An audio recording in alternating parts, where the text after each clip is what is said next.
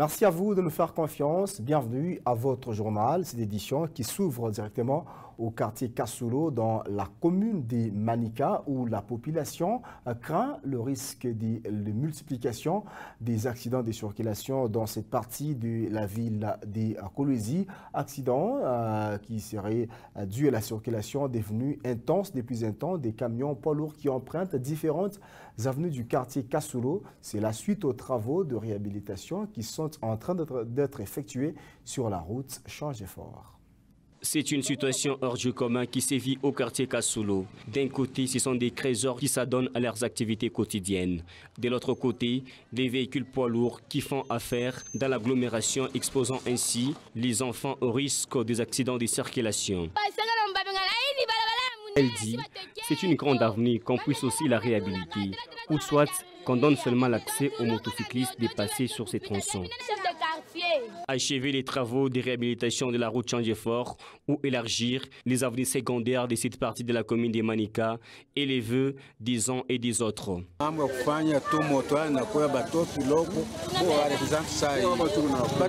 Il y a les petits-enfants qui sont exposés au danger. En cas d'accident, c'est nous qui sommes les premières victimes et on dépense assez d'argent.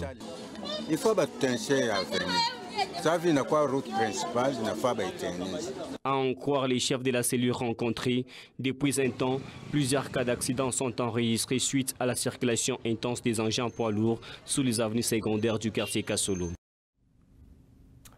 Une morgue qui ne sert presque à rien. C'est en général le cri des habitants de la cité Jekamine Lulu qui se plaint des manques de structures sanitaires publiques adéquates dans cette partie de la ville de Kolwezi. Les habitants implorent l'implication des autorités compétentes afin de pouvoir ériger une structure sanitaire adéquate. Le détail, c'est dans cet élément qui porte la signature de Raphaël Oblondi. La cité Jekamine Lulu est considérée comme la deuxième cité Jekamine, la plus grande après celle de Moussonoï. Malgré sa grandeur, cette cité vit sans un centre sanitaire adéquat, viable et public. Les seuls disponibles sont détenus par des privés et la plupart d'entre eux sont des fortunes. La population désolante rit quand on parle d'un hôpital moderne dans cette partie de la ville de Kolwezi par les autorités provinciales.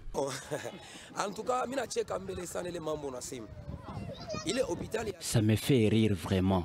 Ici à Lulu, un hôpital moderne. Où ça? On ne sait pas si l'hôpital dont on parle. Nos autorités sont invisibles pour nous. Nous n'avons aucun hôpital dans cette cité. Il n'y a que des petits centres de santé qui vont nous faire pleurer. Que nos autorités arrêtent de nous mentir sur les actions ici. Les images qu'ils publiaient proviennent d'où? Les habitants se sentent complètement oubliés par les autorités provinciales.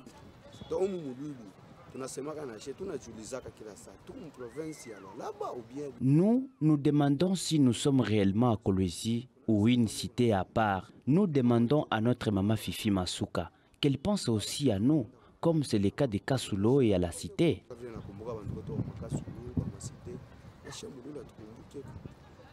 Pour la population, il est inconcevable que le gouvernement ait pensé à la construction d'une morgue moderne sans penser à la rénovation des structures sanitaires publiques.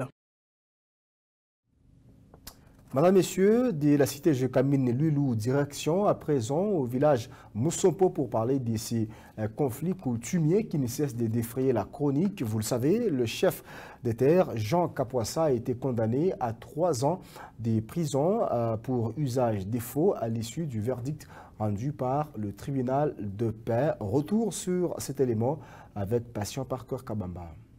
C'est tout un village qui s'est mobilisé pour apporter son soutien au chef des terres Moussompo. D'abord, la famille régnante a livré une bref aperçu historique de ces villages.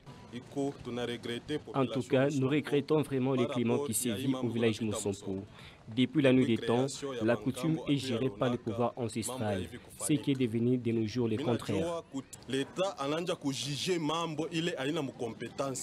Pour sa part, les condamnés Jean Kapoassa fustige l'ingérence de la justice dans cette affaire coutumière. Un chef coutumier émane de la décision de certains notables tels que les chefs de groupement, mais aussi les ministres des Affaires coutumières, pas la justice. S'agissant de la condamnation pour usage des faux, Jean Kapoassa rejette tout en bloc. Personne n'y va m'arrêter. J'ai déjà rédigé une procuration jusqu'à preuve du contraire. Je demeure le chef du village Moussompo.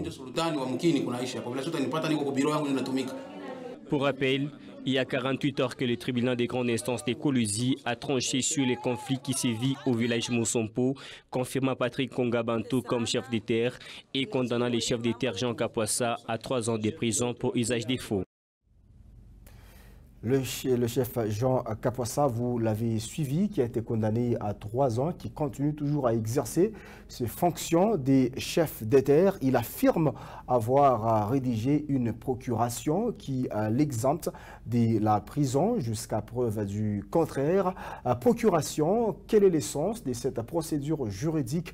Tentative de réponse dans cet élément des patients par cœur.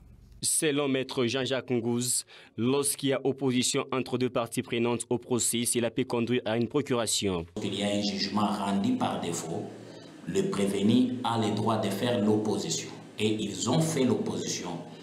Maintenant, peut-être moi je vous répondrai, quelle est la conséquence de l'opposition en droit? La conséquence de l'opposition en droit, ça signifie que ces jugements-là n'ont jamais existé. Donc ces jugements tombent, c'est-à-dire que ce jugement est nul. Donc c'est censé que de nos jours, moi en tant qu'avocat, je vous dis que mon client Kapoassa n'a jamais été condamné. Autrement dit, hein, c'est comme une femme qui s'accouche d'un bébé et après une heure de temps, le bébé décède. Ça signifie qu'on a accouché un mort-né. Sur le plan des droits, cette personne n'existe plus. Donc mettez en tête que ce jugement n'existe plus parce qu'il y a l'opposition. Donc ce jugement est nul, ce jugement est déjà tombé. Pour ce qui est du dossier qui oppose les chefs des terres Jean Kapoassa et Patrick Kongabantou, quel sera l'essor? Le pouvoir de faire l'opposition, tout comme le pouvoir de faire l'appel, c'est un pouvoir intuito personnel qui appartient au concerné lui-même. Dans les cas sous examen, si tu veux donner ces pouvoirs à ton avocat, tu dois le faire sur base d'une procuration spéciale. C'est ainsi que le chef Kapoassa nous a donné une procuration spéciale pour interjeter appel contre ces jugements. Mais le comble en est que l'appel suspend l'exécution des jugements. Mais dans les cas sous examen, pas seulement il y a l'appel, il y a eu l'opposition. Donc ce jugement est nul, ça tombe, ça n'a jamais existé. Et ça reste chef et l'unique chef parce que ces jugements-là ne disent pas que Kapoassa n'est plus chef, il reste chef. Le chef des terres Jean Kapoassa a été condamné à 3 ans de prison ferme pour usage des faux en première instance. À la dernière minute, ses avocats affirment avoir déjà interjeté appel. C'est donc un dossier à suivre. Nous allons parler mine à présent. African Mining Indaba a ouvert ses portes à Cape Town. Nous sommes en Afrique du Sud. La province du Lualaba est valablement représentée par quelques députés provinciaux, quelques membres du gouvernement provincial avec à la tête Fifi Masuka Saini. C'est à 21h40 précise que l'appareil transportant la délégation des officiels du Lualaba a foulé la piste de l'aéroport international de Cape Town ce dimanche 8 mai 2022. À la tête de cette forte équipe, la gouverneure intérimaire, le rapporteur de l'Assemblée provinciale, Gaston Mouchid, le questeur Roy Kaumba Mayonde, le président de la commission PAJ de l'Assemblée provinciale, Jean-Marie Kassea Chingambo, en font partie. Le ministre provincial de Finances, Achille Mouteteke, et l'assistant principal de l'autorité provinciale et plusieurs experts du secteur sont aussi du nombre. Marie-Thérèse Masuka Saini et sa suite sont allés participer au African Mining Indaba. Pour l'année 2022, cette conférence réunissant les responsables des régions abritant les gisements miniers et ceux des grandes entreprises minières du monde va graviter autour du thème « Investir dans la transition énergétique. C'est la première fois que Marie-Thérèse Masuka Réunie participe à ce forum des leaders mondiaux du domaine minier en qualité de chef de l'exécutif provincial du Lualaba au moment où elle mène cette province dans une transformation exponentielle des infrastructures en mettant en œuvre la vision du président de la République, Félix Tshisekedi Tshilombo. Ces assises démarrent lundi 9 pour se clôturer le 12 mai 2022. Le sport va devoir boucler la boucle de votre journal, accompagné du ministre provincial des Sports au niveau de la province de l'Alaba, Serge Tchembokonde, ministre national en charge des sports, a été dimanche dernier devant la presse sportive à Moon Palace Hotel. Il a été question d'évoquer plusieurs questions sportives, c'est notamment l'élimination des Léopards au match de barrage, mais aussi la non-reprise du championnat au niveau de la Ligue nationale de football.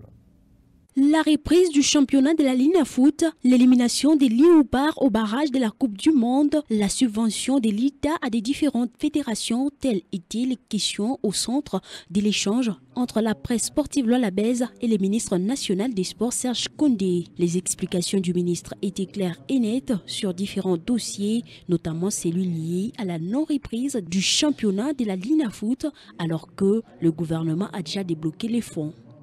Mais il y a d'autres équipes qui avaient beaucoup de matchs de retard. Alors je leur ai donné 48 heures pour aller harmoniser et nous ramener un chiffre. Ils partent, ils nous ramènent un chiffre, 290 dinars. Ils nous ramènent ce montant que j'ai engagé à toute urgence, ramené au ministère des Finances, et puis nous avons introduit ça en urgence. On n'a pas pris la chaîne comme d'habitude, et le ministre des Finances a payé.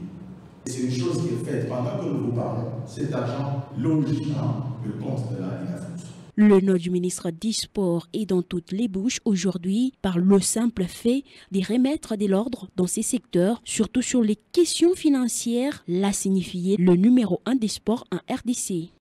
Nous avons refusé de plonger dans la piscine de l'eau sale qu'on avait trouvée. C'est ça le problème que nous avons aujourd'hui. De tout ce temps, les bénéficiaires, c'était les dirigeants des fédérations et non les athlètes. Et s'il y a blocage, oui, il y a blocage au niveau des dirigeants des fédérations qui ne sont pas contents du système de la discipline que nous mettons dans le domaine sportif. À ces jours, le bilan du ministère des Sports est positif, l'a estimé Serge Kondé Tshembo. Cela se justifie par les réalisations faites depuis son avènement à ces ministères, entre autres la rénovation du stade des Martyrs, la bancarisation dans les sports et tant d'autres. Il ne nous reste qu'à vous dire merci d'avoir suivi ce journal et vous fixer rendez-vous dans les prochaines 24 heures.